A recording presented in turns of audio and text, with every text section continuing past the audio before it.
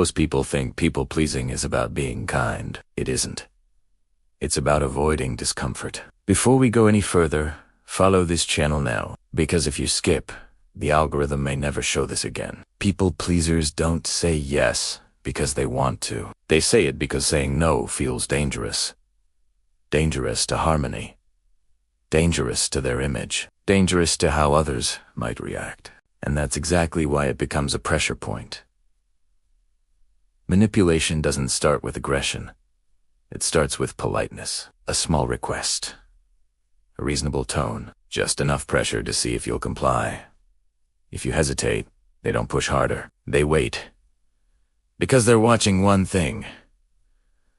Will you protect your comfort or theirs? People pleasers usually choose the other person's comfort first, not consciously, automatically.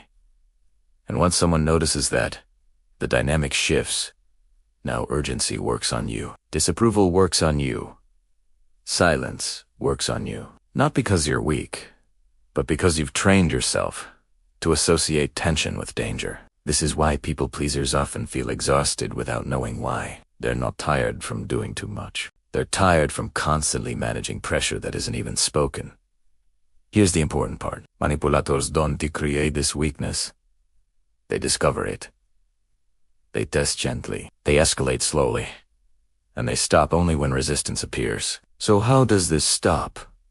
Not by becoming aggressive, not by suddenly saying no to everything. It stops when politeness is no longer automatic. When you pause. When you slow down. When you allow silence without fixing it. Pressure feeds on reaction. It collapses when nothing rushes to meet it. That's why slowing down feels uncomfortable at first. You're not doing something wrong. You're breaking a pattern. And once that pattern breaks, people who relied on it lose their leverage. If this felt uncomfortably familiar, you're not alone. And you're not broken. Subscribe for calm, honest psychology. And in the comments, write one word that describes how this showed up in your life.